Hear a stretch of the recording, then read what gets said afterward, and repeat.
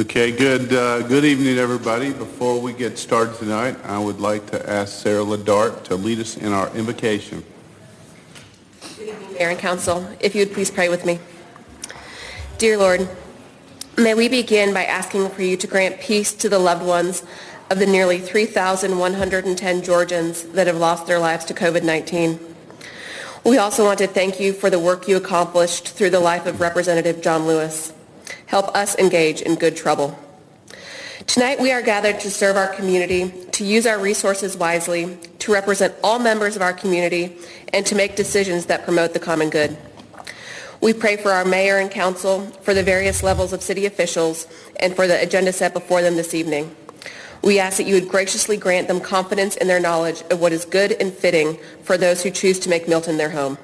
It is in your name we pray. Amen. Thank you. Okay, I'd like to call the regular meeting of the Milton City Council for Monday, July 20th, 2020 to order. The city strongly recommends that you review tonight's agenda carefully, and if you wish to speak on any item on the agenda, please bring your comment card to the clerk as soon as possible. While the Milton rules allow a speaker to turn in their comment card up until the clerk calls the agenda item. Once the agenda item is called, no more comment cards will be accepted. If the clerk can please call roll and make general announcements. Good evening, Mayor and Council. I'll be happy to call roll for the July 20th, 2020 regular meeting. I would like to remind those in attendance to please silence all cell phones at this time.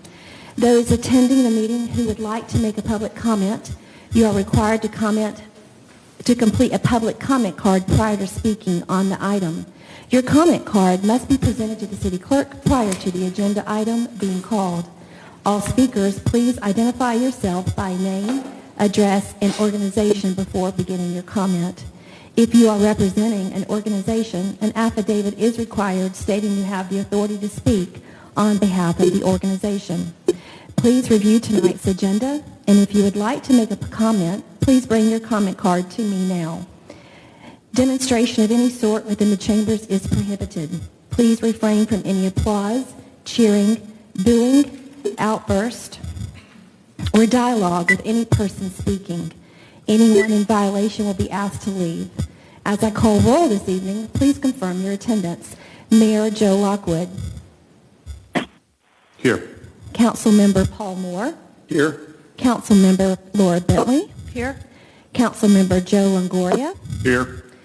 Councilmember Carol Crookley and Councilmember Rick Morg are joining us. Thank you, Carol. And Rick Morg? He's trying to join in, but he will be joining in. Okay. And for the record, Councilmember Peyton Jamison and Councilmember Peyton Jamison is absent. Would everyone please rise for the Pledge of Allegiance? I pledge allegiance to the flag of the United States of America, and to the republic for which it stands, one nation, under God, indivisible, with liberty and justice for all. Again, welcome to City Hall tonight, and we appreciate you being here in attendance to our meeting. Tammy, I want to ask if you will sound the next item. The next item is the approval of the meeting agenda item number 2187. Okay, I would like to, if it's okay with council, to move the agenda item number 20, or number 20-190, the approval of the contract between the City of Milton and Crofton Associates for the architectural design for the Fire Station 42 from this consent agenda to new business. I'd also like to add an executive session to discuss possible litigation. Any other changes? If not, I'll ask for a motion on the agenda.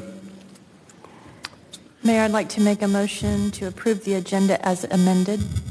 Second. Mr. Mayor, very quickly, just for the record, as we're beginning to take your vote on that, just to advise that with respect to the retirement agreement that is in your on the consent agenda, I have provided updated copies of the most current version of that for the record. Thank you, Mr. Mayor. That's all. Okay, just to clarify, you've given the copies of the current one to the council members that are in. That's correct. And tonight. correct. Yes. Correct. Okay, have a motion for approval as amended by Councilmember Bentley, and I believe Councilmember Moore was close, but Councilmember Moore was second. So, all in favor, please say aye. Aye. Councilmember Cookerly, are you there? I said aye. Okay. I am. And is Councilmember Moore gone yet? Yes. And I think he's trying to speak. Okay. I can't tell. He's All right. unmuted Well, his microphone. that's unanimous for all those that voted with. Obviously, Councilmember Jameson's not here, and we'll have to confirm with Councilmember Morgan. All right. Do we have any general public comment tonight? We do, Mayor. Okay. Then our next item is public comment, general public comment. Public comment is a time for citizens to share information with the mayor and city council and to provide input and opinions on any matter that is not scheduled for its own public hearing during today's meeting. Each citizen who chooses to participate in public comment must complete a comment card and submit it to the city clerk prior to the agenda item being called. Please remember this is not a time to engage the mayor or members of city council in conversation. When your name is called, please come forward and speak into the microphone stating your name and address for the record. You'll have 5 minutes for remarks. City encourages you right now to review the agenda, and if you wish to speak, bring your comment cards to the clerk. Okay, if we can move on to the... I'm sorry, Mr. Bill Oh, Madden. I'm sorry. Mr. Bill Madden.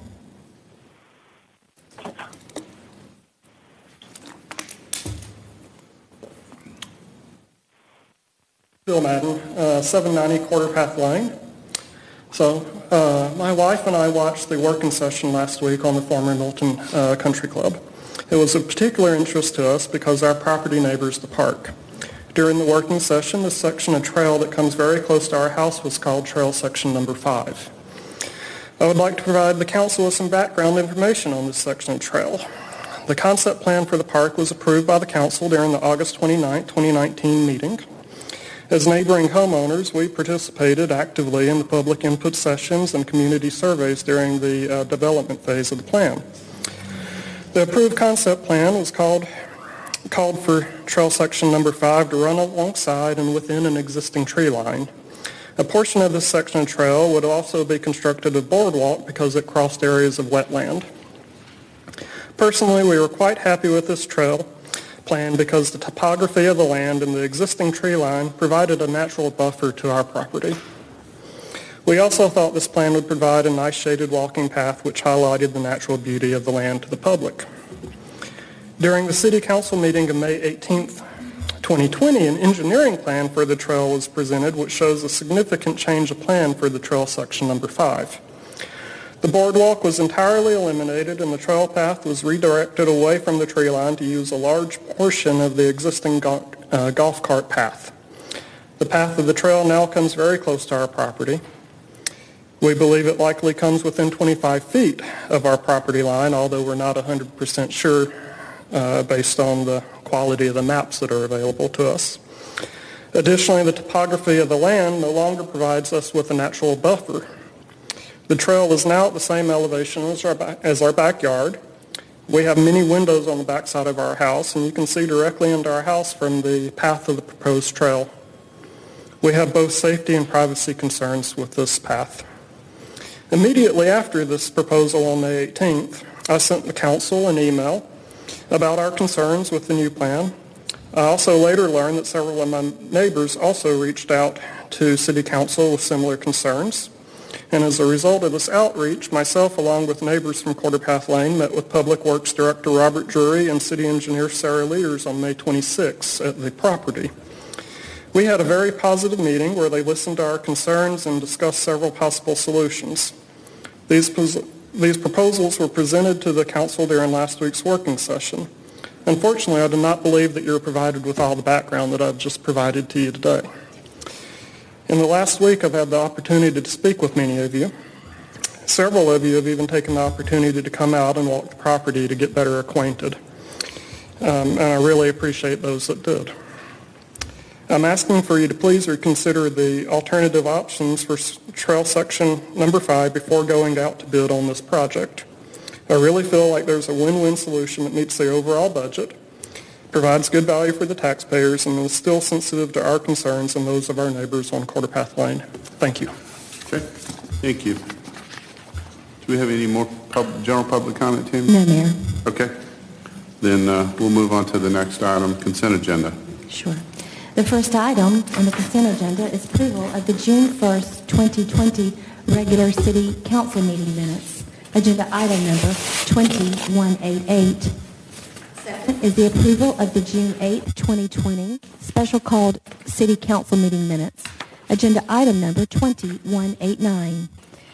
Next, we have the approval of a professional services agreement between the City of Milton and Ross Plus Associates to amend the impact fee ordinance and complete the capital improvements element 2020 annual update. Agenda item number 2191. Next is the approval of a retirement agreement for Jim Craig. Agenda item number 2192. Next, we have the approval of a construction services agreement between the City of Milton and Complete Demolition Services, LLC, at the former Milton Country Club active area. Agenda item number 2193. Our sixth item is the approval of an easement agreement for drainage areas on 14875 Thompson Road. Agenda item number 2194. Our next item is the approval of a task order between the City of Milton and BM&K PC for Cogburn Road sidewalk construction inspection. Agenda item number 2195. Our next item is the approval of a professional services agreement between the City of Milton and LeaderGov to provide comprehensive management and leadership training for all staff. Agenda item number 2196. Our final item is an approval of a professional services agreement between the City of Milton and Voya Retirement Insurance, an annuity company, to provide investment services and administration related to the city's 401 and 457 plans. Agenda item number 2197. Okay.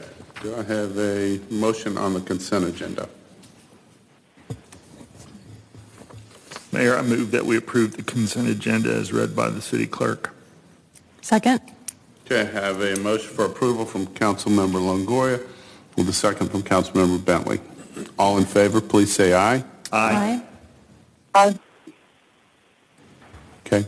And still no audio from Councilmember Morag, is that correct? Okay. Sounds like he's trying, but I don't think his microphone's working. I can see that he's unmuted himself. But All right, so that's unanimous.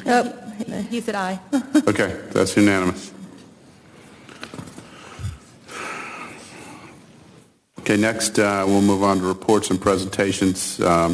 Mayor, I'm sorry to interrupt. We had one comment that was emailed, and I believe he wanted it read into the record. Did we have that email from Mr. Sawyer? I don't have that email. Okay. Yeah, I've All right. seen it. I saw the email. I believe it was emailed out to all the elected Yeah, officials. and I'm not sure if that. Well, I guess he would have wanted that on general public comment. Is that? I believe so. I think I have it here. If you give me a moment. Do you want me to read it into the record? Yeah, if that's if that's all right, Ken. Appropriate. Okay.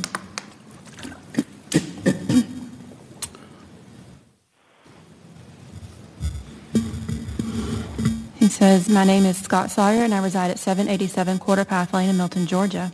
I viewed last week's City Council work session meeting on the former Milton Country Club trail plan and wanted to provide the following comments.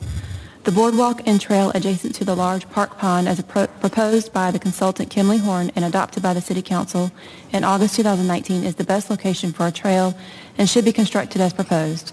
The boardwalk and trail through the trees and wetlands near the pond will provide walkers and hikers with a unique opportunity to experience the park's nature and ecosystem up close and in person. The trail will also provide shade for the hikers and an engaging way to complete the loop around the pond. I believe the landscape designers recommended this location for these reasons. If the boardwalk cannot be constructed, the alternative 2 trail proposed by the neighbors is the next best option. This proposed trail passes through the existing wetlands cart path and it runs adjacent to the tree line to circle the pond. This trail is the second best location for 3 reasons. 1, the trail will preserve the large meadow as it doesn't cut across the open field to the other side of the meadow. 2, it will provide hikers with a new, wider gravel walking trail instead of a small, crumbling golf cart paths.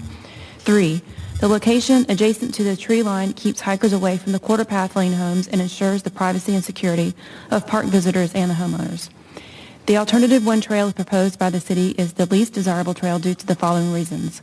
1, the trail is closer to quarter path lane homes and will require significant city and homeowner screening to provide privacy and security to hikers and neighbors. 2, a significant portion of the old, narrow, and broken golf cart paths will be reused for this trail. 3, while alternative 1 trail is longer, it is only 0.2 miles longer than boardwalk and alternative 2 trails. Thank you for considering these comments. Our understanding, as stated in last week's work session, is that no votes were taken by the council to change the park master plan, and the meeting was designed for the city and community to explore trail options. That's it. All right. Thank you.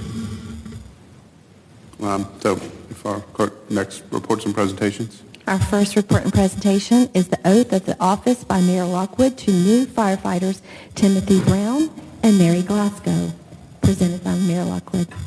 Okay, and I want to, before we do this oath, I want to take an opportunity to thank our fire department and those in uniform, as well as all of our public safety. But you guys really had to work hard this weekend. We had 3 separate fires, and I appreciate you guys being there. Unfortunately, no one was hurt, and you protected lives and protected the adjacent property. So thank you guys for being there and keeping us safe.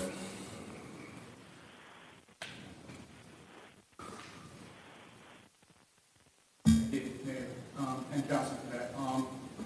With that being said, we are introducing 2 new firefighters to the City of Milton Fire Rescue Department.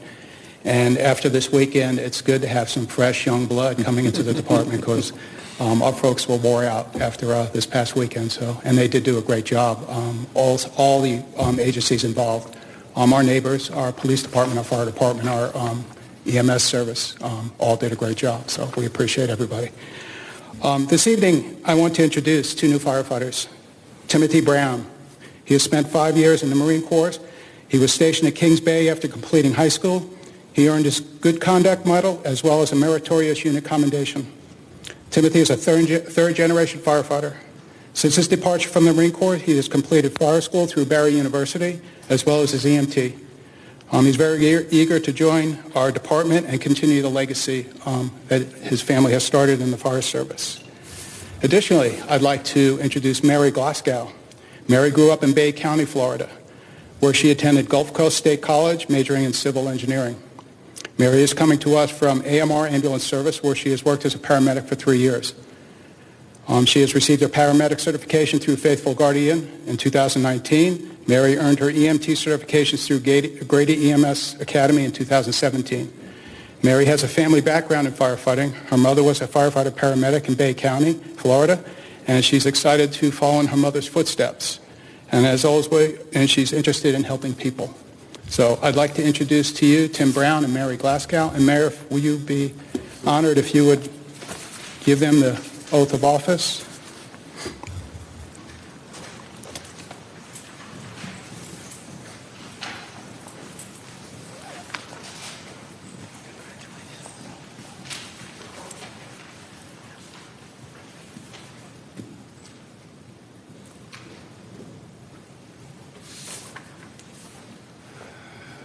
Congratulations. I'd love to shake your hand. But different times. So if you would state your name and repeat after me. I state your name. I, Timothy Brown, Mary Glasgow. Swear and affirm swear and affirm that I am qualified to hold the position that I am qualified to hold the position of firefighter to which I'm appointed, of firefighter to which I am appointed, and for so long as I am employed with the City of Milton, and for so long as I am employed by the City of Milton, I do solemnly swear and affirm I do solemnly swear and affirm that I will support and defend the Constitution of the United States of America that I will support and defend the Constitution of the United States of America and the Constitution of the State of Georgia, and the Constitution of the State of Georgia, and I will faithfully perform and discharge the duties I will faithfully perform and discharge the duties of my position of my position conscientiously conscientiously and without malice and without malice or partiality or partiality to the best of my ability. to the best of my ability. I further swear and affirm I further swear and affirm to obey, to adhere to adhere to uphold, and to enforce the laws of the United States of America, to uphold and enforce the laws of the United States of America, the state of Georgia, the state of Georgia, and of the city of Milton and to the city of Milton at all times. at all times. I further swear and affirm I further swear and affirm that I will bear true faith that I will bear true faith and allegiance to the city of Milton and allegiance to the city of Milton and the officers appointed over me and the officers appointed over me according to the law, according to the law. so help me God. So help me God. With that, I want to welcome you, congratulate you, and welcome you to the city of Milton. We sincerely appreciate everything that you've done to get here and everything that you'll be doing to keep our citizens and ourselves safe. So thank you very much. Thank you, sir. Thank you, Mayor. Would you mind signing? Absolutely.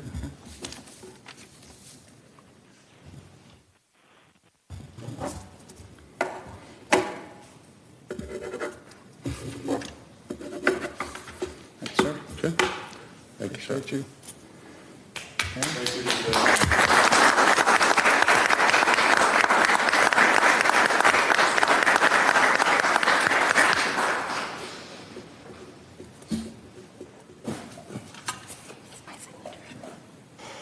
Yes.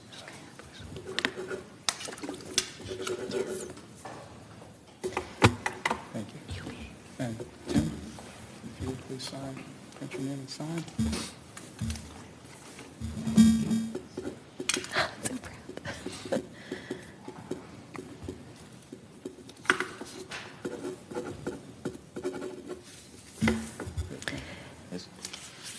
And Mayor, Council, Mary and Tim, they're going to be pinned. Mary's going to be pinned by Chelsea McDonald, her best friend and one of our firefighter paramedics, and the 2019 Firefighter of the Year.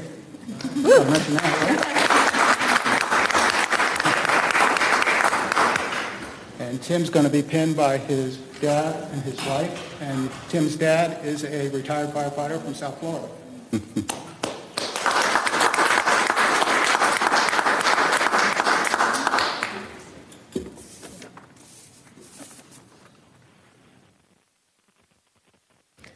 you want to get right here?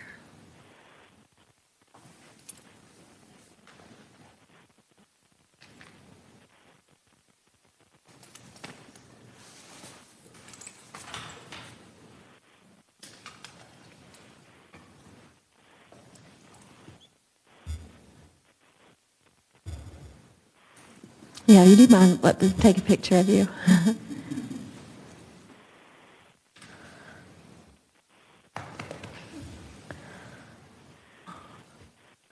And if we can get one more picture.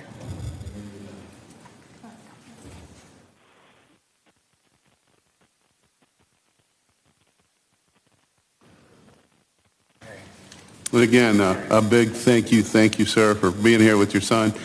Big shout out to Mary and Timothy. Thank you, and welcome to Milton. Proud to have you.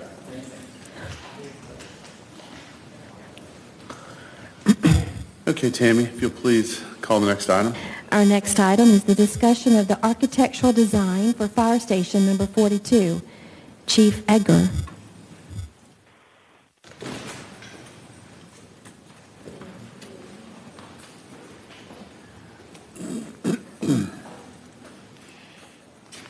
I didn't get far, did I? Okay.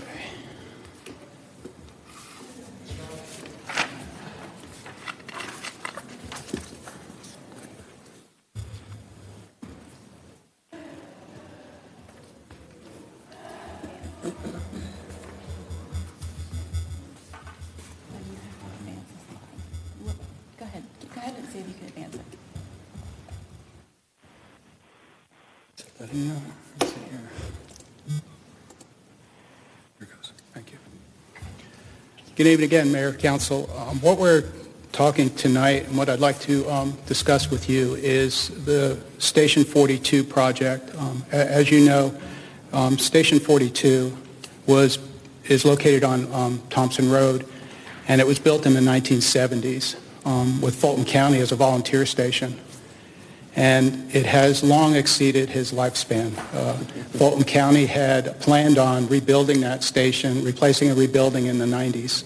That didn't take place, and here we are in 2020, and we still occupy that station with an engine company and a rescue company, a minimum staffing of 5 people. Sometimes we have 6 there, and a 3,700 square foot building.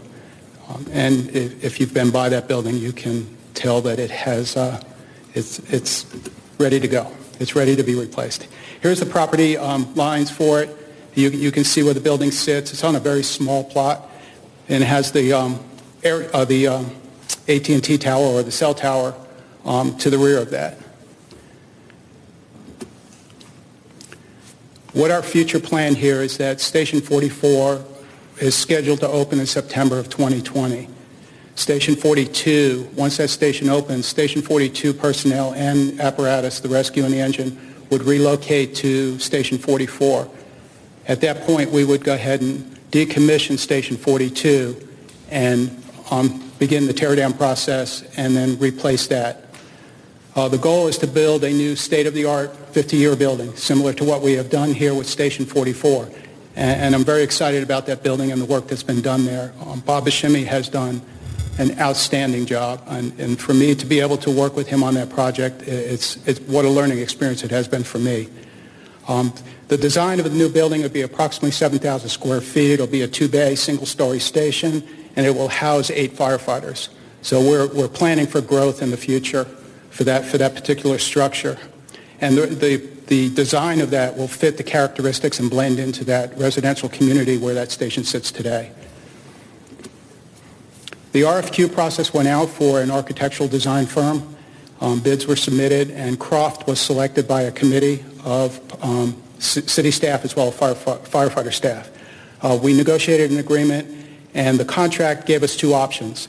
The first option was a lead option at just over $213,000 for architectural design, and without a lead certification, it was almost $176,000. So it's just less than $38,000 difference just for an architectural design for a lead project versus a non-lead project.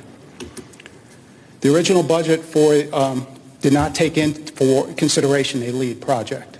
The design will include the sustainable elements similar to what we've already done in Station 44. Most lead items are built into current building codes, which we've also been implemented into Station 44. And depending on the level of lead and what elements, the cost can vary up to 20%. And that's an overall project cost. That's not just architectural design. So we estimate the project to cost about $4 million. And then with a 20% increase on top of that, you can see that we're about an $800,000 estimate on that project. Well, let me back up here. With that additional cost,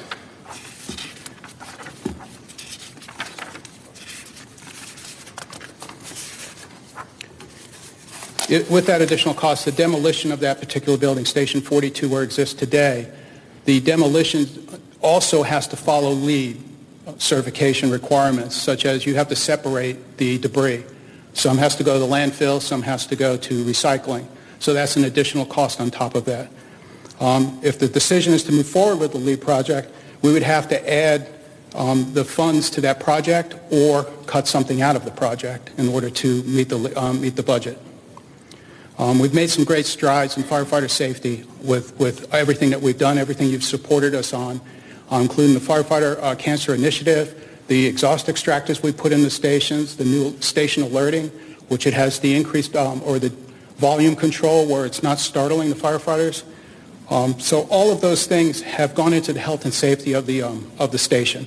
And with the LEED project, I'm afraid that something's going to have to be cut out, or we're going to have to find additional funding. And the last thing I would like to see is anything that would jeopardize the firefighters' safety in the fire stations. Some of the appliances that we put into Station 44, we did not go with commercial grade stuff. We went ahead with high efficiency appliances that we can replace easily. We've bought all our appliances from our local stores such as Lowe's and Home Depot.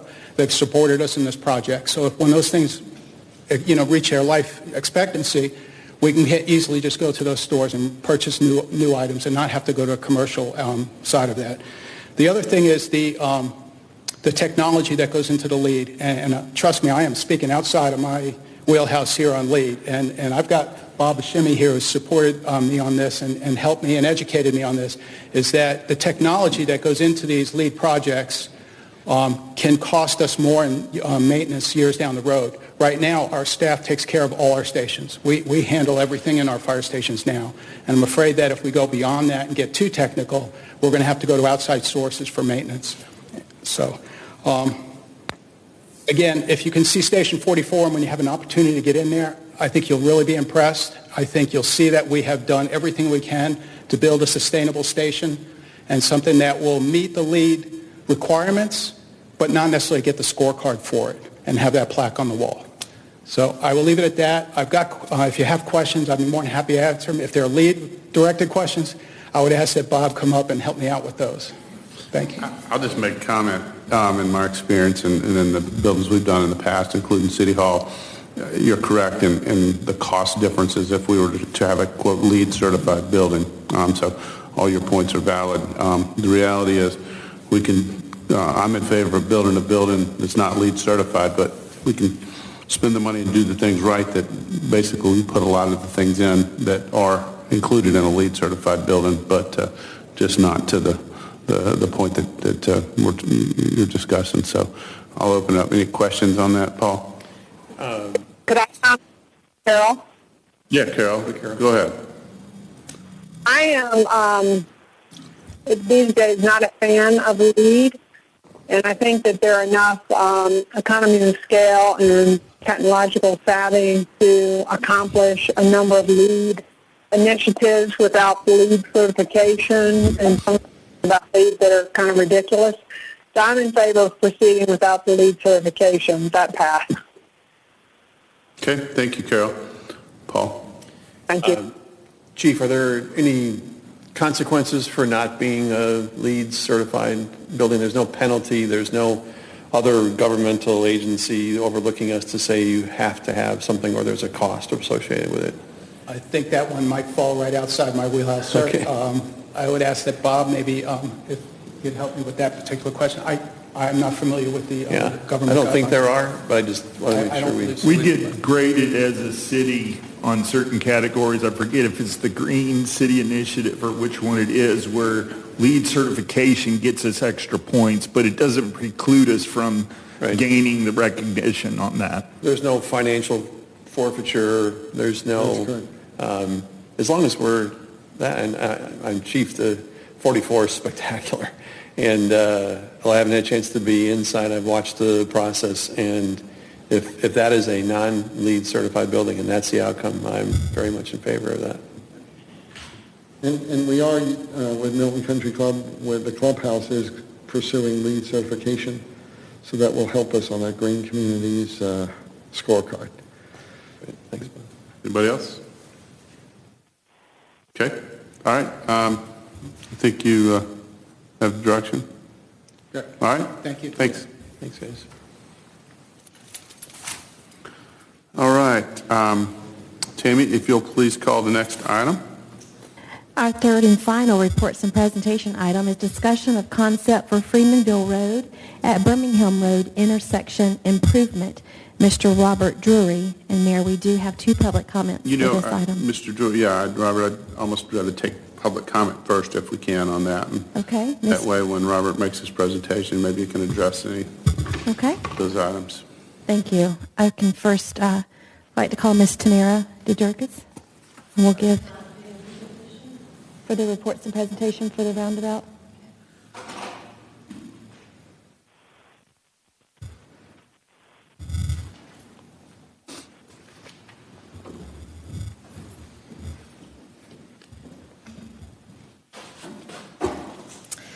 Hi, I'm sorry, I thought this was going to do the presentation first, so I wanted to comment on what's in the presentation. Do you mind just name and address for the record? Tamara DeJurgis, 1425 Birmingham Road. Sorry. Nope, for the record. Should know it by now. Okay. So I did want to talk about the plan. I know that this came up in January, and it's come up for the last 7 years. I want to thank you for taking it back to rework it some more, and I do have a few concerns about it still. When you guys see this, one is that the driveway on Freemanville, when you look at the presentation on what's proposed, you'll see that the merge lanes come out right at my driveway. And that's going to make it very difficult to make a left-hand turn. And the solution that was given to me was, well, why don't you go through the roundabout? Well, in the evenings, Birmingham Road is backed up from Birmingham Highway, sometimes all the way back to Hopewell Road. So that's not really a viable solution. So that is one concern. And the other thing is that there are 2 lanes coming, what you'll see in the presentation, and it's probably about 150-ish feet. I don't know, Robert, is that about how far it is?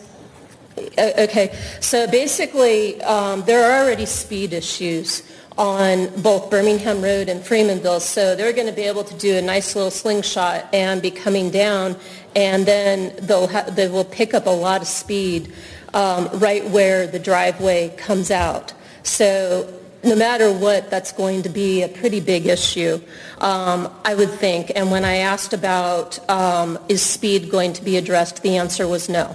That it's a roundabout. There's not going to be anything there to address the speed approaching the roundabout.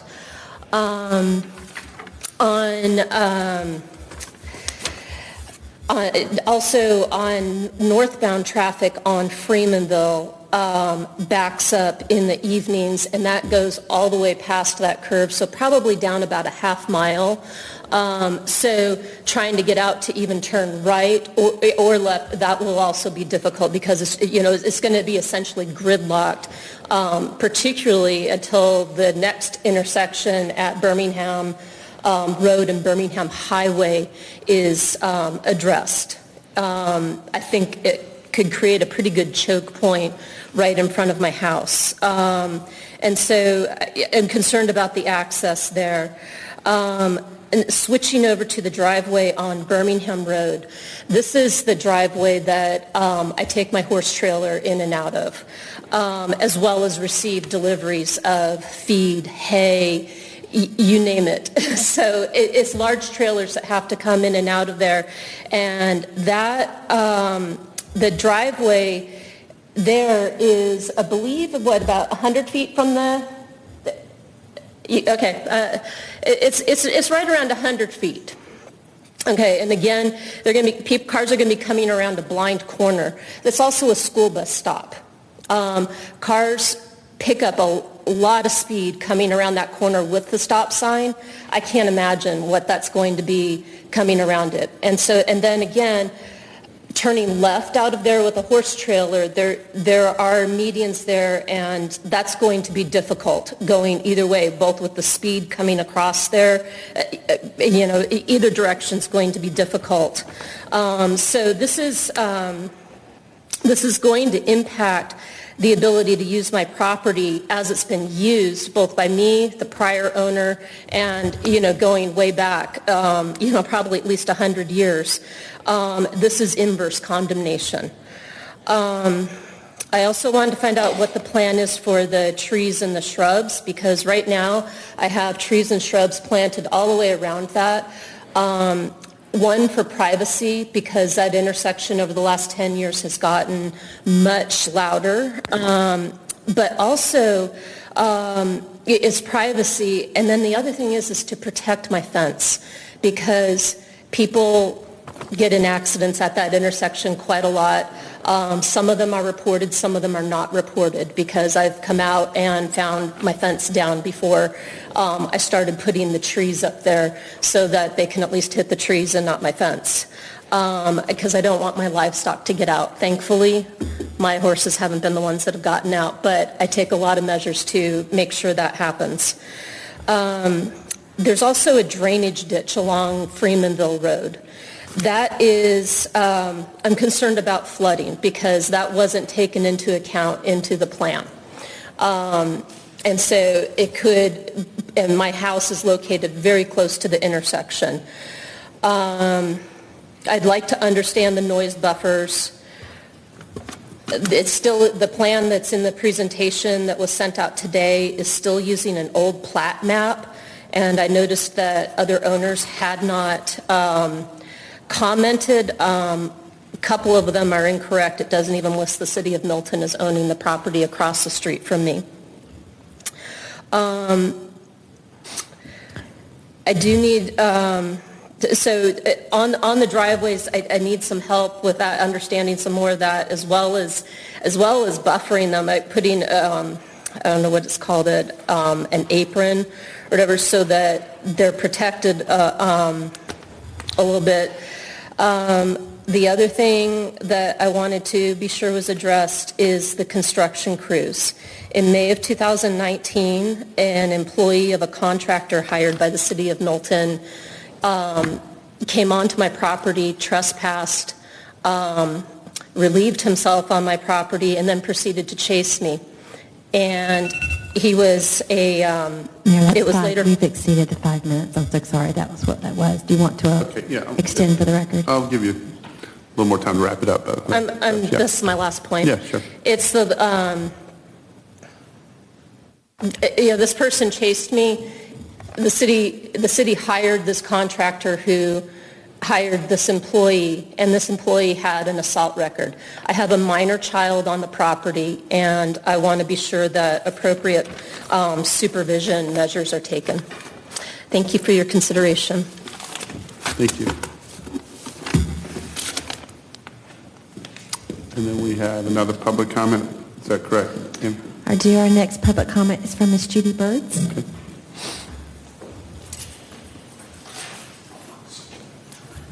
And just while we're waiting, and I know you mentioned the presentation versus public comment, sometimes we'll allow public comment first, because in that way when it's presented, sometimes they can address some of the concerns. So.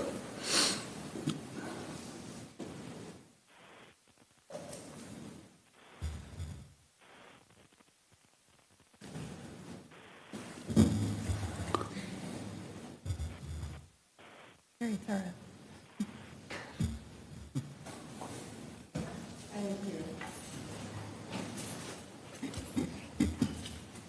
Judy Birds, 1165 Bream Drive, Milton, Georgia. I live about a half a mile from this intersection. I am very concerned that this presentation was not included in the packet for tonight's meeting. Georgia has very clear sunshine laws to assure that citizens have access to information, and I believe that Milton should be transparent in its dealings with its citizens. I travel through this intersection many times each week in normal times, so have kept a vested interest in it, as has many of my neighbors. This particular topic had previous issues with how it was handled in front of council and some of the processes, so I would have thought care would have been taken to get this information to its citizens with the packet last Friday, so I didn't have to spend 2 spins through 1,095 pages trying to find it. The presentation link was published on Facebook around noon today after citizens' requests to receive the information. I've only had a short time to review the schematics, but offer the following points. We have very few small horse farms remaining in Milton, and care should be taken to preserve them. I am pleased that the proposed design has shifted west and I think shrank the size of the roundabout to remedy the non-conforming lot that would have occurred in the interim design that was mishandled by the city, in my opinion, the interim design. A horse farm needs to be able to transport its horses. The new design needs to assure that a horse trailer can enter and exit the property, as well as Tamara mentioned, feed trucks, etc. It's a farm. The plan indicates that the city will be grading along several property lines, plus increase the amount of impervious surfaces. A hydrology study and drainage plan needs to be included in the next stages. Care needs to be taken that homes, pastures, trees, and historic structures are not damaged by the change in water flow. The grading will clear several existing natural buffers on multiple lots.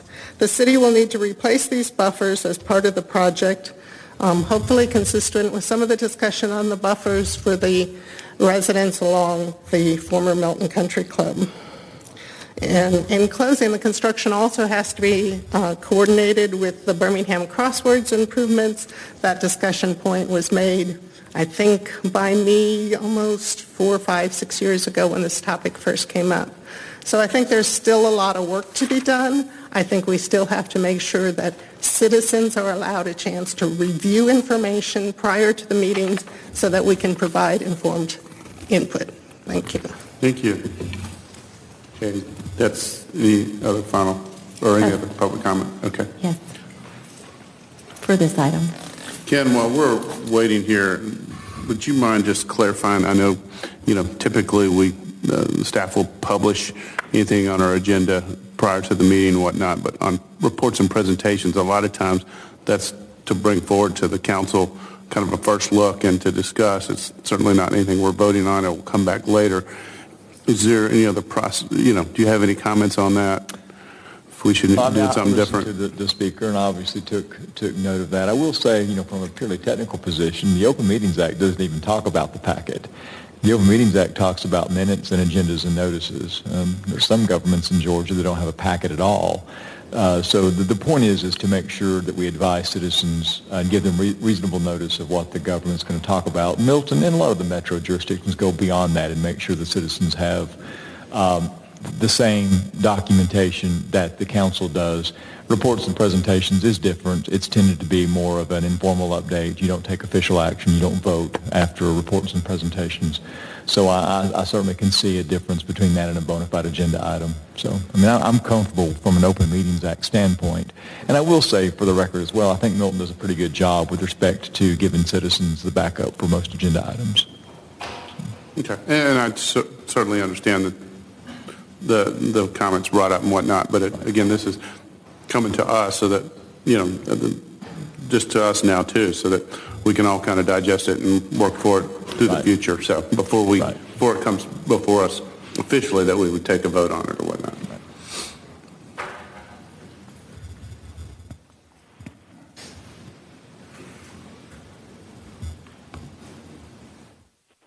Mayor, Council, I appreciate the time to make this presentation, and hit the forward arrow. Click on the screen with the mouse. oh, there's a forward. Yeah. Where's the mouse? Oh, there it is.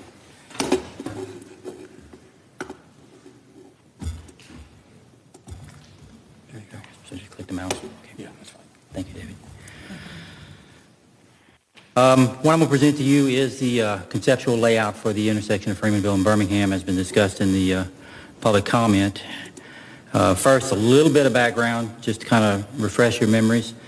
This intersection was discussed combined with the Providence and Freemanville intersection back in 2014, where it was a combined concept study and some survey work done back then.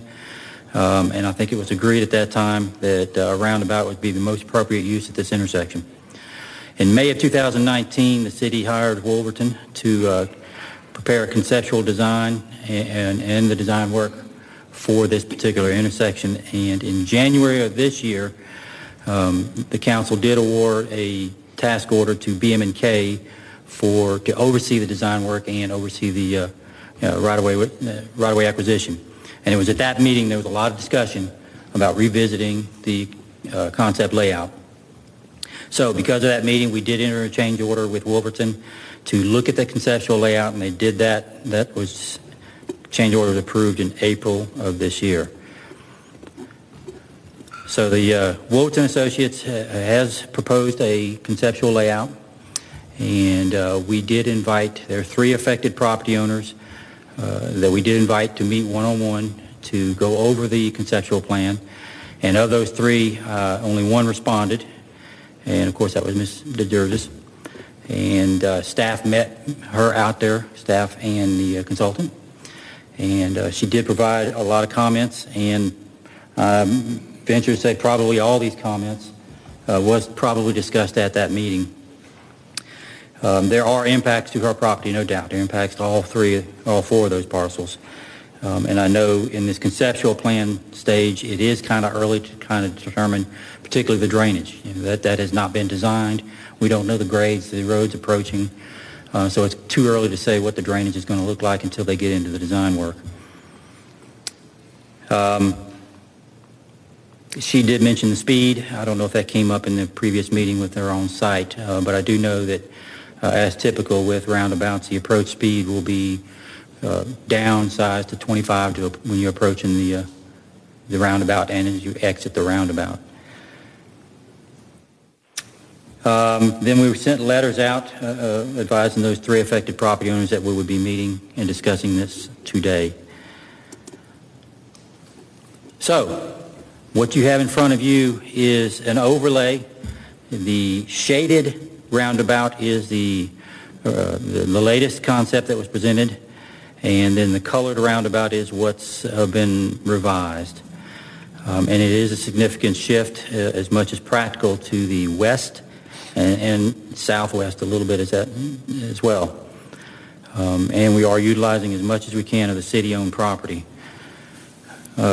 This particular layout, it does avoid some of the significant utilities. We do have a telephone compound down on the southeast side of Freemanville Road, as you're familiar with, and relocating that would be just significant. And then in the northwest quadrant of undeveloped, currently undeveloped, we understand there is a Fulton County water that ties into their tower. So when you lay out these designs, you do take into consideration the engineering entry angles. As you know, when you approach a roundabout, you do want some variation in the angle to slow the traffic down. But you don't want too much of an angle either, because it becomes an unsafe movement. Also, engineering taking into consideration the approach and departure speeds, as I mentioned. I also just want to quickly reference on the northwest side there is a large buffer of evergreens, and some of those will have to be removed. And I know when they meet with that property owner, there'll be discussions about either reestablishing that buffer or compensating. So that is the comparison of the 2 layouts, and this is where we landed on the current conceptual layout. What I really want you to focus on is the curb lines and the asphalt. That's the shaded area. And of course, the medians as well. Of course, they're just drawn in for discussion purposes. But I really want you to focus on those aspects. We know as we get into design work, we'll look at what the acquisition looks like. Right now, it appears that there's going to be right-of-way acquisition on 2 of the 4 parcels, and perhaps some easement or slope easements on the other 2 parcels as well. So it's just too early to say. So I don't really want you to focus on what the easements look like, because we don't really know at this time until we get into the design work. But that is the conceptual layout, and it is a nice balance between engineering and the property that we have to deal with. So where do we go from here? The next steps would be, assuming there's no design considerations, to the conceptual layout. We'll advise Wolverton, our consultant, to proceed with the design work. And it may take 4 months, 5 months for them to actually get something on paper that we can actually meet with the residents, the owners, and determine what kind of easements or what kind of right-of-way has to be acquired. And then once that's resolved, we are hoping we can be out and have this out construction sometime within the next 12 months. So that's where we are with the conceptual. Again, this is just a conceptual. We haven't done any engineering design work yet until we get into the, like I said, the grades and the drainage. So I'm available for any questions. Yeah, I'll open up questions. Anybody have any? Laura? Robert, could you go back to the overlay of the old and new? Let me see. I didn't get all that. Okay. There it is. Yes, thank you. So as we shift that over, I'm just trying to get a feel for, accommodating on the city-owned property, as far as how many feet, just to try to quantify that, which, it's city-owned, but it still is in the Citizens Digest of things. So I appreciate that we've done that and accommodated some of the property owners, but do we have a feel for how much has shifted onto the city property? No, we really don't. It is significant. It's obviously the largest portion is going to be on the city-owned property, particularly the acquisition. And I was informed this afternoon that, because this is green space, it will have to be reimbursed. So whatever that fair market value is would be reimbursed into the green space fund. Okay, so we'll buy it back and then reimburse ourselves. Okay, that's fair. My other comment is the northwest property, the evergreens that are there, so that shifts and that impacts. I know that they may not have come tonight or aren't, but that's a horse farm, as I recall, as well. So we've got two important farms on that corner and a nice estate.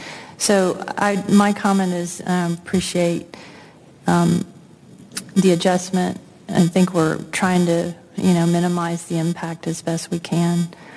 And it'll be interesting as we move into the design stage. I had a couple comments. People wanted to make sure, since it's in our very rural area, that it's going to be designed for horse trailers to easily maneuver. Is that a good assumption? Yes, those radius will have to be accommodated for sure. I don't know what they're going to be designed at, distance-wise, but I know we'll put the templates on them for that.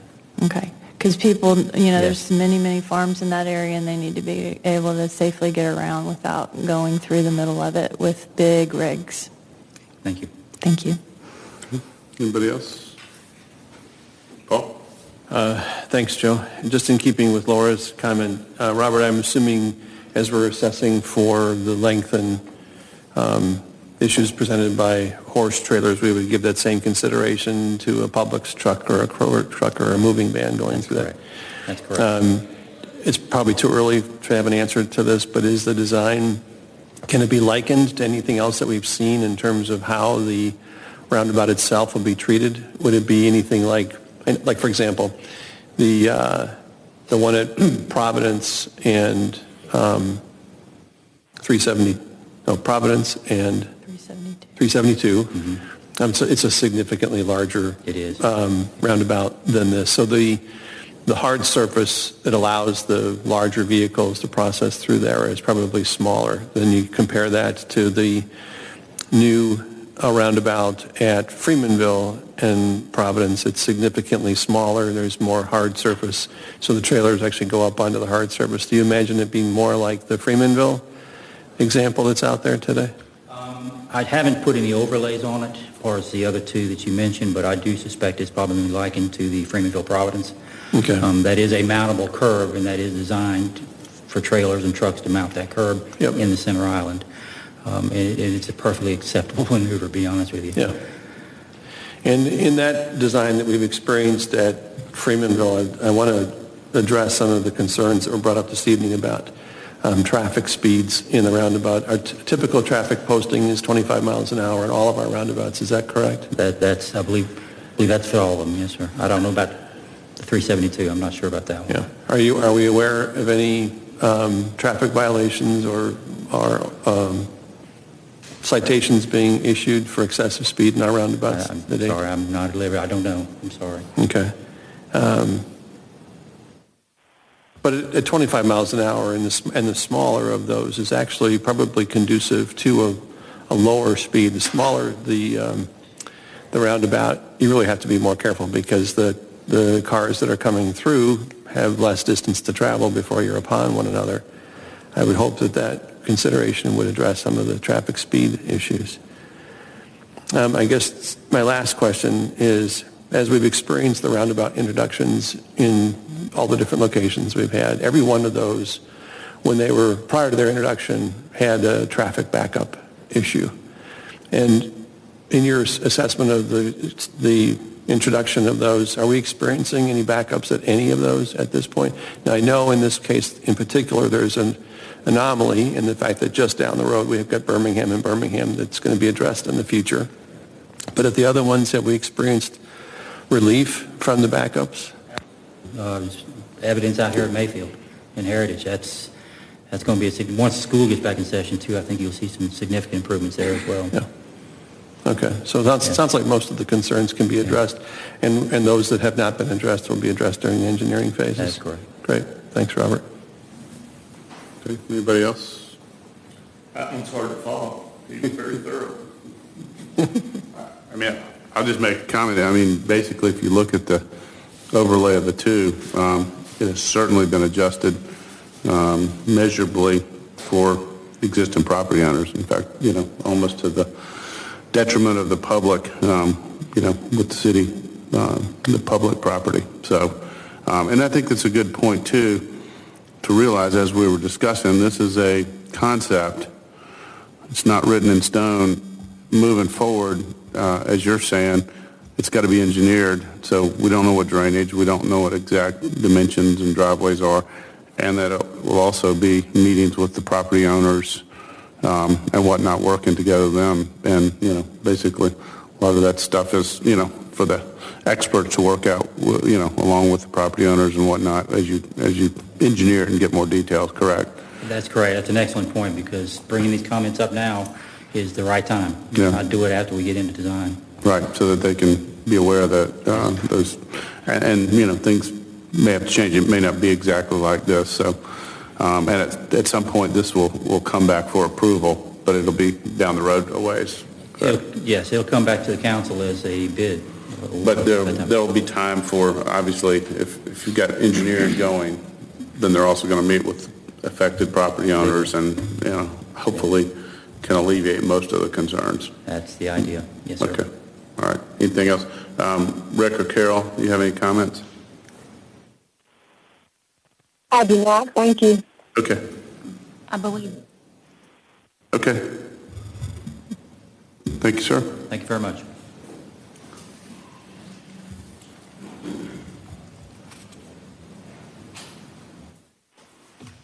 Okay, if our city clerk can please sound the first presentation items.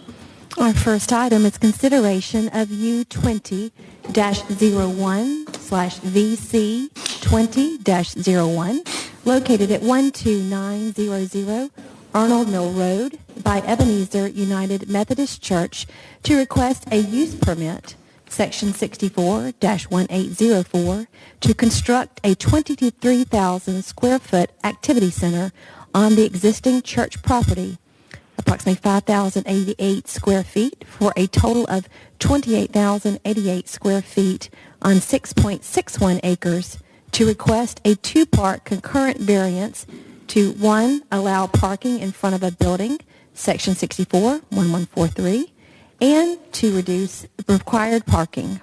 Agenda item number 2198.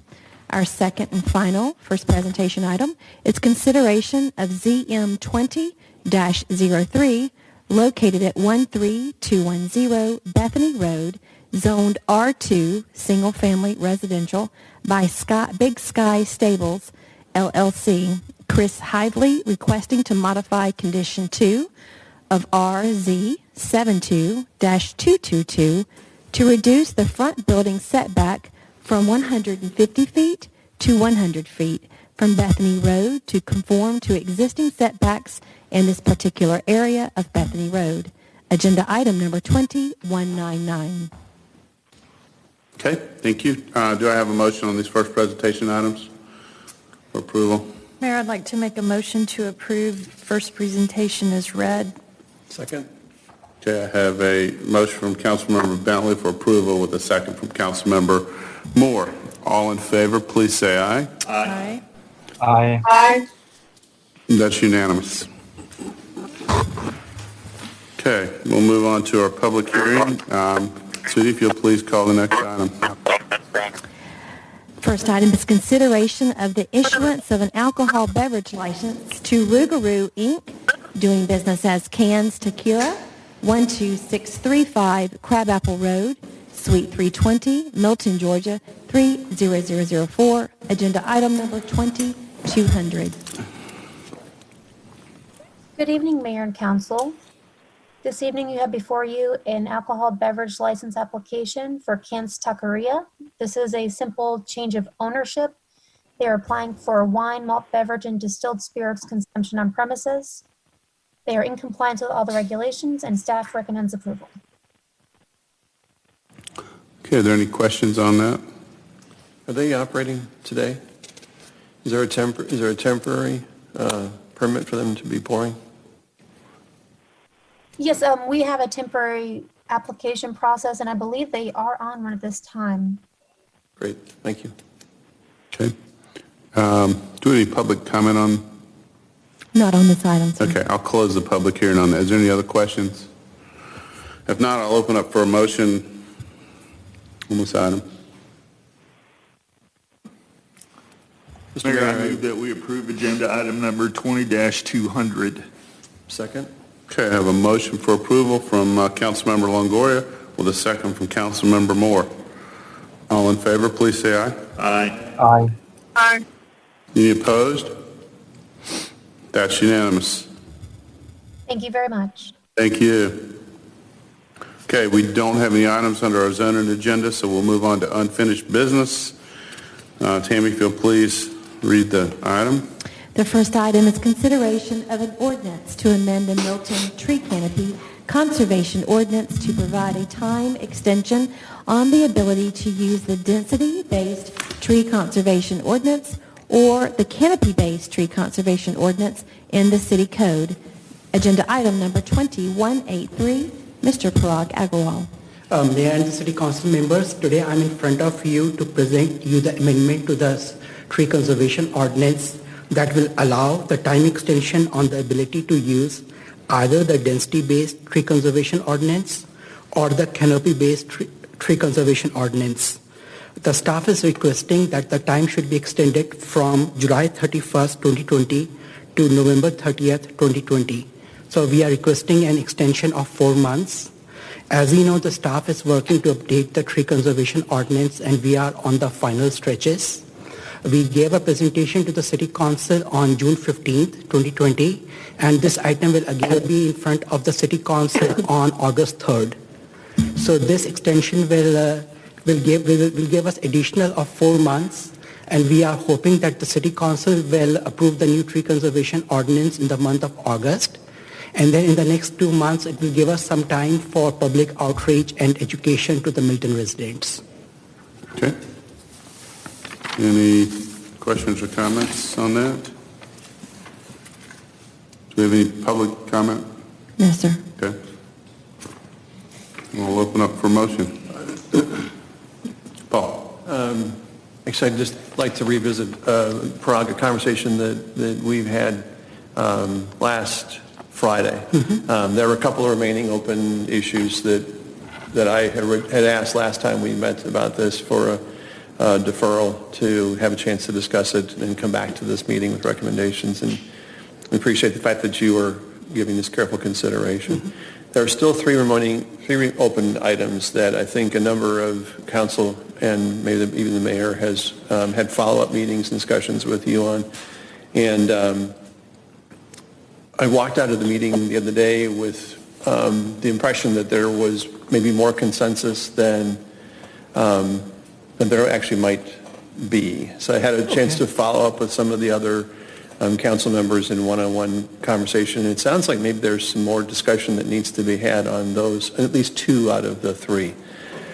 If you think about the first one that we talked about, or not necessarily in the order that we talked about them, but the three items. The first of those is the consideration of the tree caliper size, and there was some discussion about there being a compromise from one size to another. It doesn't sound like there's as much consensus as there might have been, so I look forward to further discussion on that one. I'm concerned that the understory trees are not going to be protected like we thought they would be. Okay. My personal experience was just working in my yard this weekend and realizing as I was looking at some of my dogwoods that my house is 20 years old. And so those trees were planted about the same time of the construction of my home. And I'm concerned that some of those are only in the 8 to 10 inch range now. And as a part of an understory, the way the discussion we had the other day went, it was about the fact that they wouldn't really be considered as a part of the canopy, which I certainly understand from a measurement standpoint. But I'm just so afraid that as we look at future development, that trees like that bring beauty and value to a homestead aren't as protected as we might have thought they were. So I'd like to give some additional consideration to that. The second, which is an easy one, which was we're looking for some consideration to the sizes of lots and the ability to incentivize larger lots.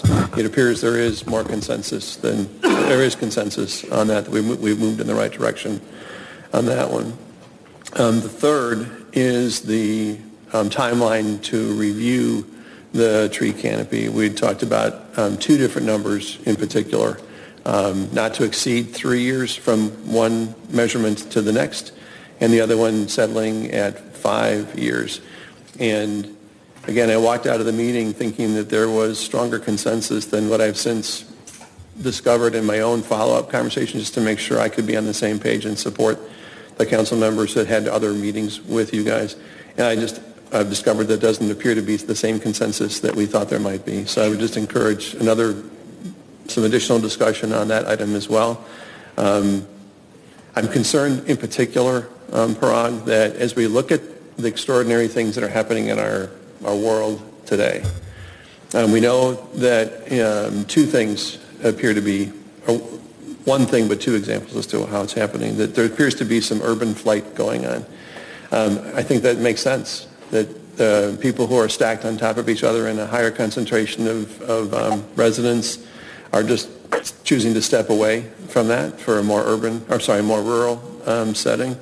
And the second part of that is with the civil unrest that's happening around our country today. There is a lot of that happening, and we don't know when that will come to an end. So I think people are choosing to leave the city. There's a lot of pressure for those folks to find places out here. And the example that I would give for that is that on a social media post recently, there was a realtor that said that she had 5 immediate ready buyers who are looking to purchase in the Milton area in our school systems at 1.3 to 1.8 million. And that's extraordinary to have 5 buyers in that price range. And that, although I don't have proof of this particular comment that I'm about to make, it appears that would be probably an urban, higher cost residence that's being sold that gives them the available cash to come out here and look at that. So I think there's going to be some development pressure that will come from urban flight. Not knowing what that's going to look like, I'm just concerned that if we do look at a 5-year review versus a not to exceed 3 years, at least give some consideration to maybe the first time or the second time be in the 3-year range. We see if there's any difference between those. We know that some of our past measurements have not produced extraordinary change. If that trend is proven to be the continued trend, I would have no problem to move to 5 years after a time or two in the 3-year measurement range. So I just offer that for additional consideration. Feedback, Councilmember Moore. Very good feedback. You're welcome. Yeah, I would just say, obviously, Councilmember Moore too, feel free to keep discussing with staff and council, and that will, this come back the 3rd? August 3rd. The 3rd, yeah. Certainly be prepared to discuss that before we vote on it. So. Thanks, Joe. Okay. I was asked for a motion. If there's no other comments, I'll open for a motion. Mayor, I'd like to make a motion to approve agenda item number 20-183. Okay. Do I have a second? Second. I have a motion for approval from Councilmember Bentley with a second from Councilmember Longoria. All in favor, please say aye. Aye. Aye. That's unanimous. Tammy, so if you would please read the next item. Our second item is the consideration to adopt the revised Milton Tree Canopy Conservation Ordinance and Tree Conservation Manual. Staff is recommending this item to be deferred until August the 3rd, 2020. Agenda item number 2157, Mr. Parag Agrawal. Mayor and City Council members, so on June 15th, 2020, the staff made a presentation to the City Council on the update of the Tree Conservation Ordinance. After the presentation, the City Council made a motion that this item should be deferred till July 20th, 2020. So the staff is incorporating the feedback which we received from the City Council. We also met a couple of City Council members, and as Councilmember Moore mentioned, there is some more work to do. We have also given this tree conservation ordinance update to the City Attorney's Office, and they're also currently reviewing it. And we will be requesting that the City Council should again be this item should be deferred to August 3rd City Council agenda. Okay, any questions on that? Any public comment? Not on this one, no, Okay. sir. Do I have a motion on this item? Mr. Mayor, I move that we approve agenda item 20-157. Second. All right, I have a motion from Councilmember Moore, second from Councilmember Bentley. All in favor, please say aye. Aye. Aye. That's unanimous. Thank you. Okay, thank you, Parag. Tammy, if you'd please read the final unfinished business item. Our final item is consideration of an ordinance to amend Chapter 4, Section 85, Farm Wineries of the Alcoholic Beverages of the Code of the City of Milton, Georgia. Agenda item number 2182. Ms. Sarah Ladart.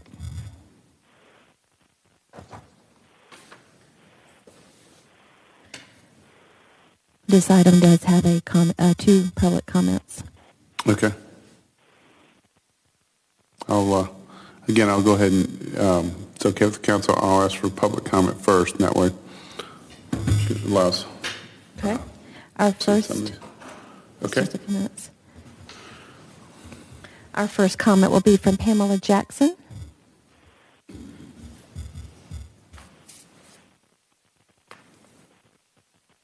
Pamela Jackson, 2105 Bethany Way. I was really hoping Sarah would go first because I don't know what I'm here to talk about again, and you all already know that, so I'm here. I guess my understanding is that what you're voting on today is just the foreign wine being added to, and then the beer and spirits are being dealt with later? Okay. Well, my only comment is I'm here. You know it's real important to me, and hopefully I'll get some clarification when Sarah speaks. Thank you. Thank you. Our next public comment is going to be from Ms. Judy Birds. Okay.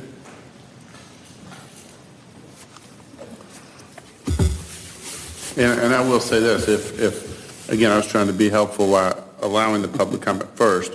If either the public comment folks, that have made public comment after the presentation, if they feel strongly about it, I'll ask the council if they'll allow them to speak again, if it's all right with Ken. Thank you.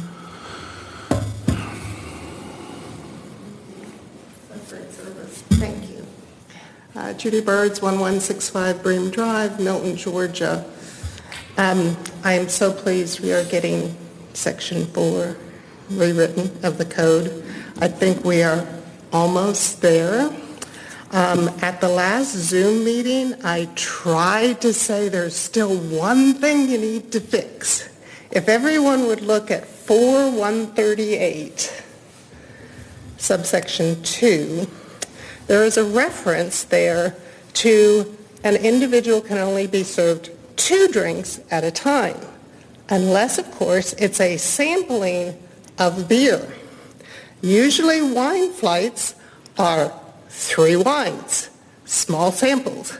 So if you could please, while you're fixing 4 today, also fix 4-138, subsection 2, to add the word after beer or wine so we can have wine flights in Milton. Thank you. Thank you. Okay, that's all the public comments you had, right, Tammy? Yes, Mayor. Okay. Hold on one second, Sarah.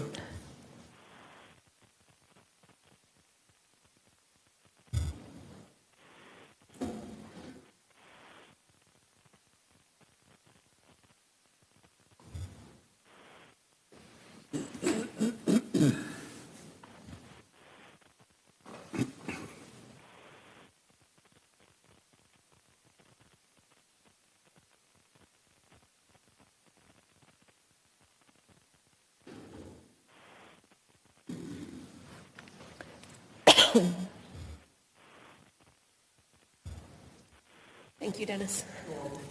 Good evening, Mayor and Council.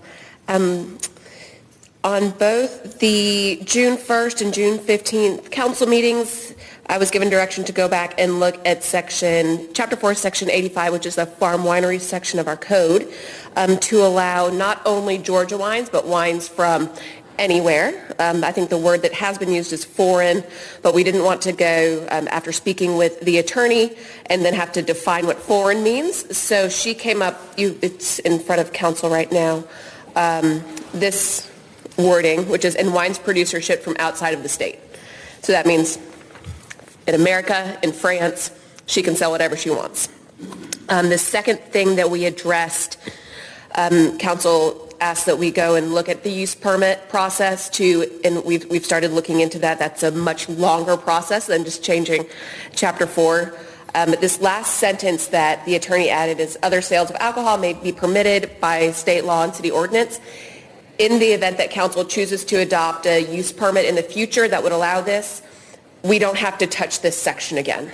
And if you choose not to adopt that, this is fine here as well. So it works either way with what council decides in the future. So tonight, this is to make all wine available at farm wineries. Okay, are there any questions or comments on that, Paul?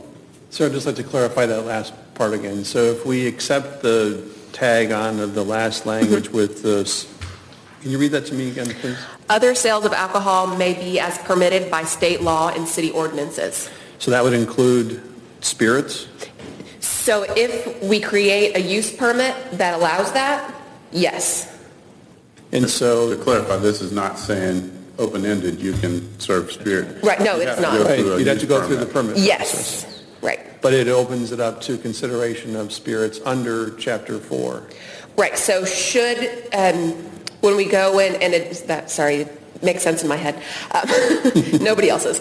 So in Chapter 64, if we add a use permit for farm wineries that they could sell beer and liquor, with this sentence, they can do it under Chapter 4 as well. Does that preempt then the requirement we've had historically for if you're going to have spirits, where we've had a requirement for food sales? Does that preclude that then? That would be what I believe we're going to attempt to come in front of council at next month's work session. That will be one of the things that we consider as part of the use permit process. When we list out the things that a farm winery would have to do, that's something that we will discuss. So the farm winery by this, pardon me, this clarity is really going to be important, I think, at some point.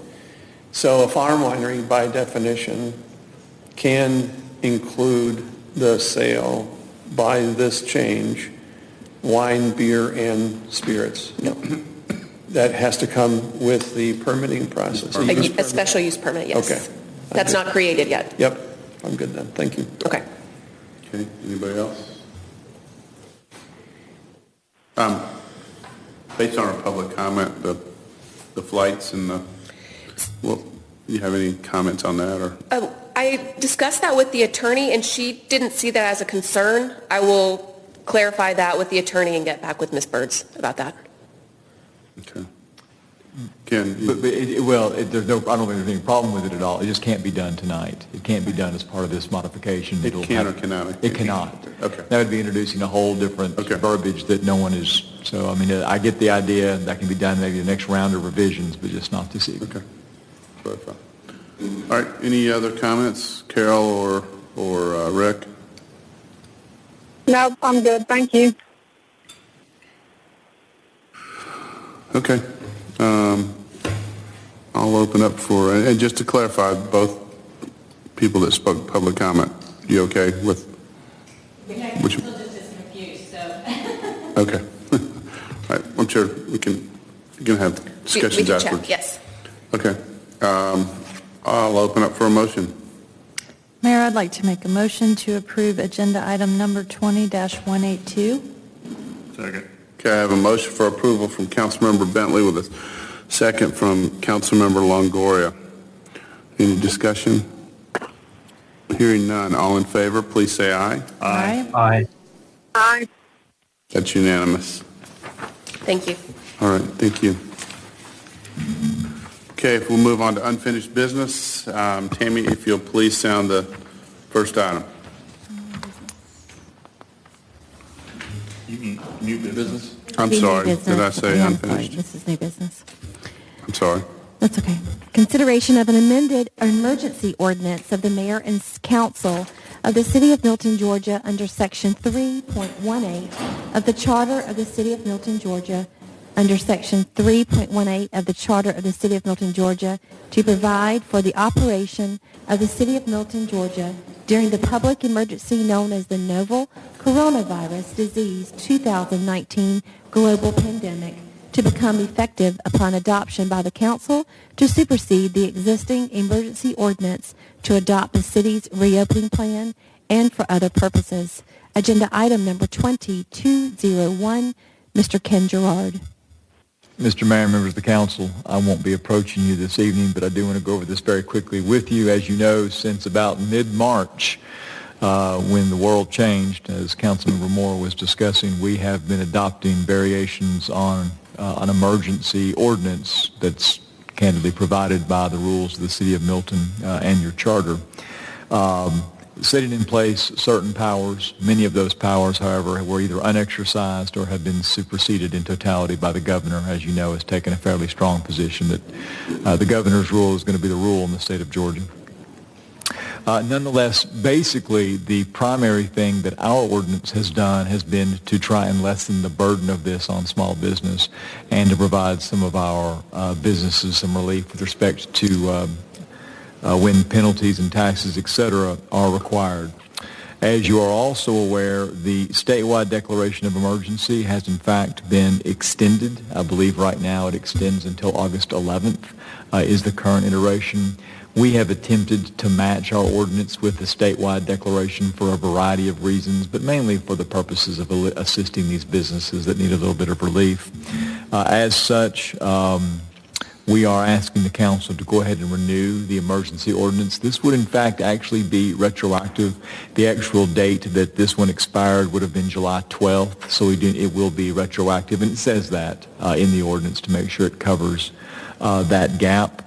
It will expire at 11:59 p.m. on August 11th, unless, of course, it is extended again, which is probably likely.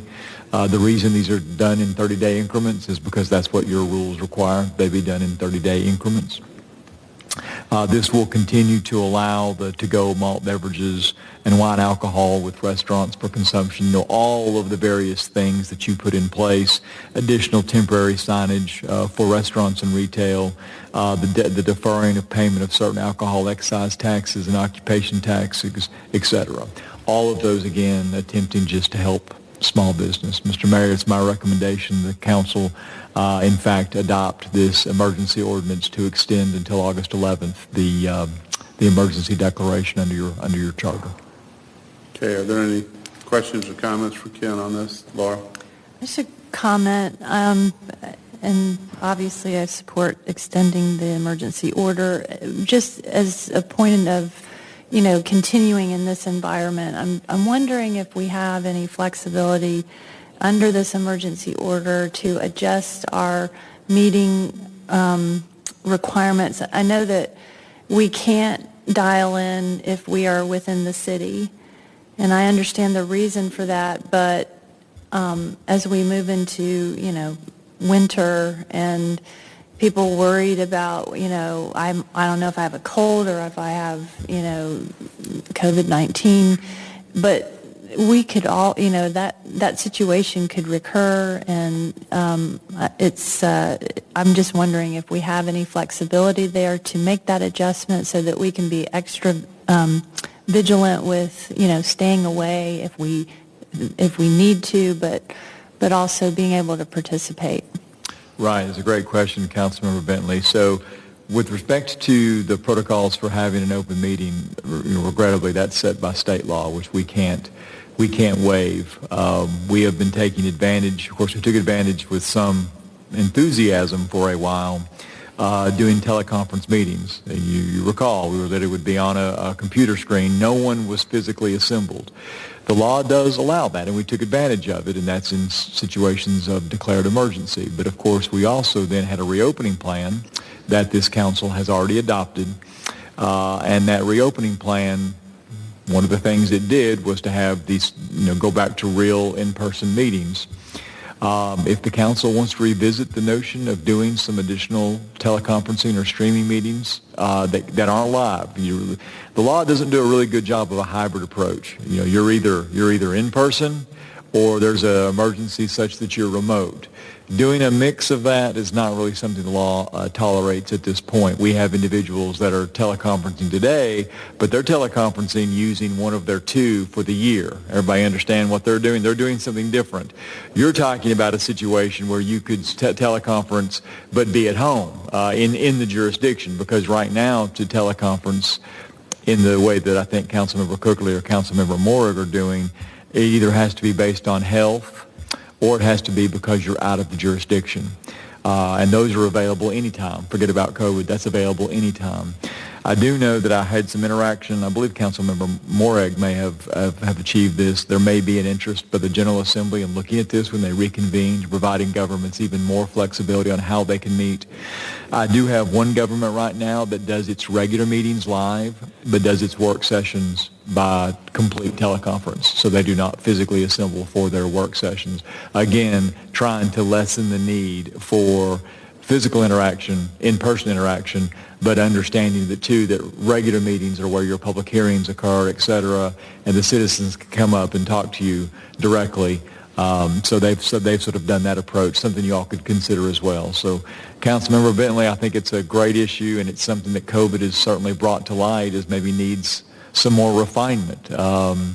This has sort of been new to all of us. This year has been charting new ground on almost every parliamentary or procedural thing I've ever seen since I've been practicing.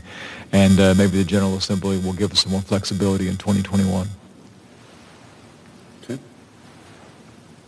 Anybody else? All right, I'll open up for a motion.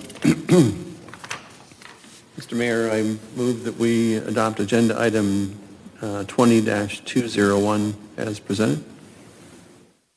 Second. Okay, I have a motion from Councilmember Moore with a second from Councilmember Longoria for approval. All in favor, please say aye. Aye. Aye. Aye. That's unanimous.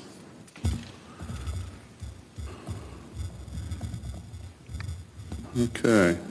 And if Tammy, if you would please sound the final business item, new business item. Our final new business item is approval of a contract between the City of Milton and Croft and Associates PC for architectural design services for Fire Station number 42.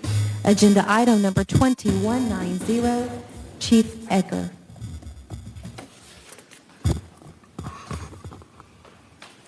Mayor, Council, before you tonight are two contract options for design services for Fire Station 42 from Croft and Associates. Those two options are a LEED certified building or a non-LEED certified building. The two contract options have a price tag of $213,600 for a LEED certified design, or a non-LEED certified design and the price tag of $175,900. And I'll be happy to answer any questions that you may have. Any questions for Chief on this? No, we discussed it. Okay. So I'll open up for a motion. So are we looking to provide direction? Because it sounded like there was an Either option. or. I think your direction is you want a motion on either. Yeah, if you would LEED or non-LEED. make a decision on which contract. They gave us two options. They gave us two contract options, one for the LEED and one for the non-LEED. So. Okay, so we can just, all right. Mayor, I make a motion that we approve agenda item number 20-201, choosing the option for a non-LEED certified building. Second. Okay, I've got a motion for approval of the agenda item with a non-lead contract, for lack of better words. So I have a motion from Councilmember Longoria and a second from Councilmember Moore on that. Any discussion? All in favor, please say aye. Aye. Aye. That's unanimous. Thank you. Chief. All right. We will move on to reports. I was going to go ahead and we had some public comment earlier on our Milton Country Club and the trails, specifically area number 5 or trail number 5. Based on some council input and questions and citizens' comments, and I know myself and probably some others have made personal visits out to the trail system and whatnot.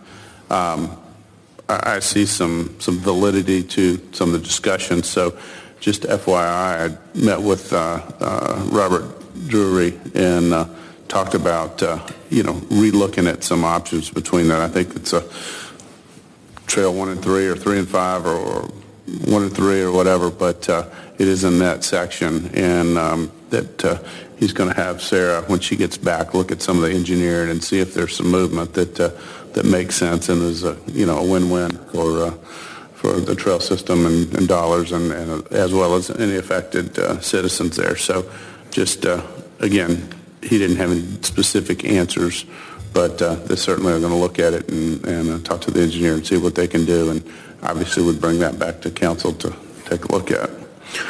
And another thing, I know tonight we approved a retirement package for Jim Craig, and I just, wanted to, I had a nice conversation with Jim the other day, but just to, publicly thank him for, and I did, but, and maybe we can do something later. I know it's a tough time, couldn't really have a going away party kind of thing, or retirement party, but just, again, thanked him for, the heart and soul he'd put in, been here for quite a while and made a big impact on Milton and our park programs and whatnot. So certainly wish him well in his retirement. So, but and other than that, is there any other council reports before we move to staff reports?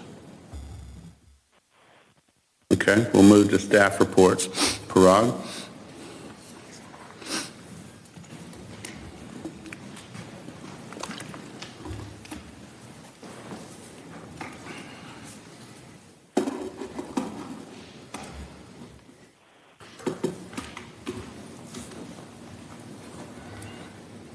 Now we can just... Okay. Mayor and the City Council members, just want to present a summary of the various projects going on in the department. Again, last month was a very busy month for the department in terms of the permit activity. Fortunately, we are not seeing any dip in the number of building permit applications received by the department because of this COVID-19. Last month, the department reviewed around 70 permit applications. This is up by more than 10 to 15% from last month. The total number of building permits issued were around 220. The building permit inspections were around 550, and the line development inspections were around 357. The number of tree removal permits almost remained the same. Last month it was around 45. This month it's around 47. Some other project updates. The department had a very successful pool permitting workshop on June 23rd. It was attended by almost 24 participants who were seated in a very socially distanced way. For the equestrian rural zoning update project, we had a very good presentation in front of the equestrian committee on July 15th last week, and we got some very good feedback from the members. And based on the feedback, we will be updating our equestrian update project. On August 5th, we have a virtual septic tank workshop in a collaboration with the city of Alpharetta and the city of Roswell. The Trail Master Plan project, we had a very good presentation in front of the City Council a few weeks back, and we will again be presenting this in front of the City Council on August 17th for a final vote and adoption. And as I mentioned previously, the tree conservation ordinance will be in front of the City Council on August 3rd. Some of the other meetings. Tomorrow, that's on July 21st, we have a BZA meeting. There are 2 items on the agenda. Nothing very controversial, pretty straightforward. On July 22nd, we have a Planning Commission meeting.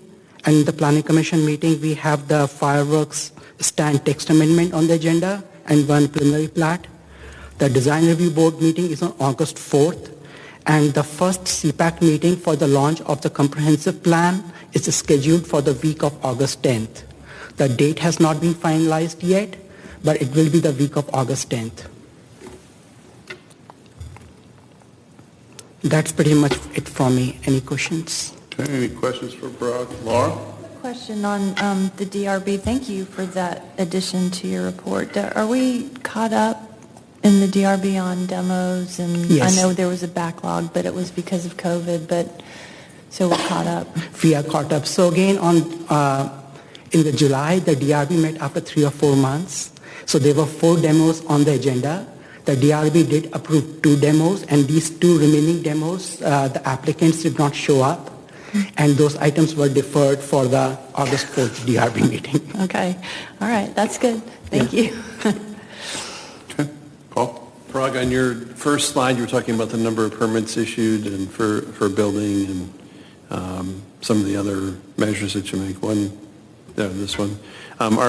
What's with the impact of COVID? How has that affected the staff load? Are we current? Are we experiencing any delays? What's the status of the timeline for somebody processing a request for a permit? Yes, so there was a backlog in the month of February and March, but now we are caught up. The timelines are basically, the first review generally goes out within 10 business days, and the second review goes out between 7 to 8 business days. There are some applications that require some special attention. Like today also you are on the agenda, there was one drainage easement under consent items, right? So that drainage easement was one of the plan reviews that we were conducting. So if some specific issue comes up, like today it came up for the drainage easement and it has to wait for the city council meeting, then there might be some delay for some specific case, but generally there's some reason why those applications are being held up. But to answer your question, Councilmember Moore, we are caught up. Great. We are still having this, we have to quarantine our drawings for 24 hours. So again, people just drop off all the drawings in the front lobby, and then we quarantine those drawings within 24 hours, but still we are caught up. Great, thank you. Any other questions? Thank you, Parag. Thank you. Okay, our next is finance. So Bernadette.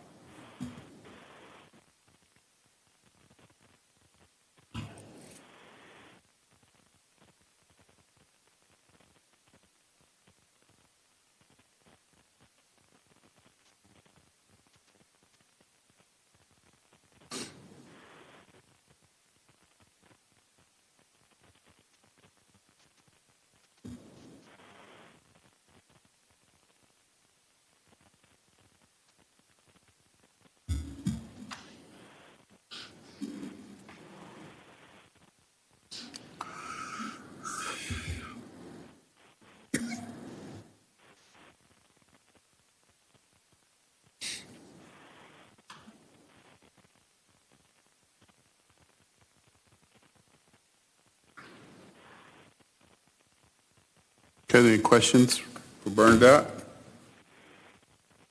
All right, thank you.